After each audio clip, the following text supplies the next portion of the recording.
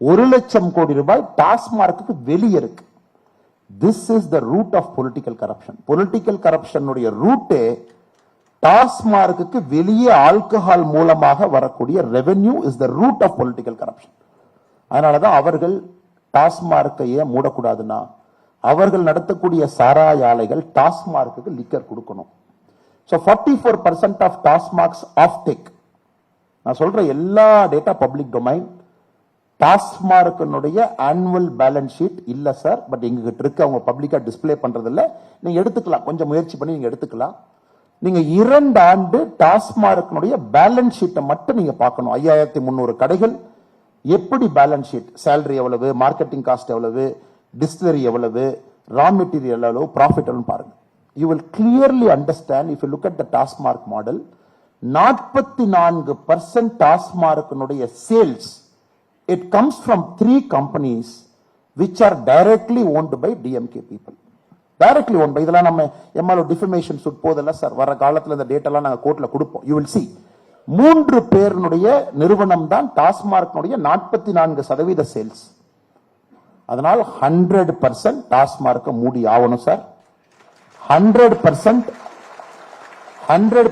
கள்ளுக்கடைகளை திறந்து ஆகணும். 100% டாஸ்மார்க்ல வேலை வாய்ப்பு இழந்தவர்கள் எல்லோருக்கும் திரும்ப வேலை வாய்ப்பை பேலன்ஸ் பண்ணி கொடுக்கணும். It is 100% doable, which is available in BJP website. நீங்க ஃப்ரீயா இருக்கும்போது my kind request to all of you, you should go to Tamil Nadu BJP website, download கள்ளுக்கடைகளை திறந்தால் வரக்கூடிய வருமானம் அப்படின்னு ஒரு 350 பேஜுக்கு ஸ்கெட்ச் பண்ணிருப்போம். ஒரு பணமரத்தை கால்குலேட் பண்ணி சார், தமிழ்நாட்டினுடைய மொத்த பணமரத்தை கால்குலேட் பண்ணி, ஈல்டு பொட்டன்ஷியல் கால்குலேட் பண்ணி, அதுல 20% மைனஸ் பண்ணி 138 பொருட்கள் எடுத்திருப்போம். அது எல்லாம் நம்ம பண்ணி அதுக்கு ஒரு தனி ஒரு இது கொடுத்து sir, we have said we will generate 1,05,000 crore. கள்ளுக்கடையும் கல்லு இல்லாம 137 தென்னை மரம் பனை மரத்தினுடைய பொருள்ல 1,05,000 கோடி ஜெனரேட் பண்ண முடியும். You can easily balance it.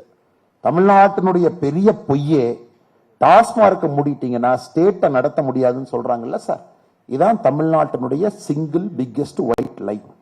அதை 2026ல உடைக்க வேண்டிய கட்டாயம் நமக்கு இருக்கு. நீங்க ஃப்ரீயா இருக்கிறவங்க நம்முடைய வெப்சைட்ல நம்முடைய கள்ளுக்கடைகள் திறக்கக்கூடிய அந்த கான்செப்ட் ஒயிட் பேப்பரை நீங்க பார்க்கணும். முதலமைச்சருக்கு நாங்க அனுப்பிச்சோம், 2 copy அனுப்பிச்சோம். We asked a time from the Honorable Chief Minister. We said the expert committee will come and sit with you. We will debate and discuss. It is eminently doable.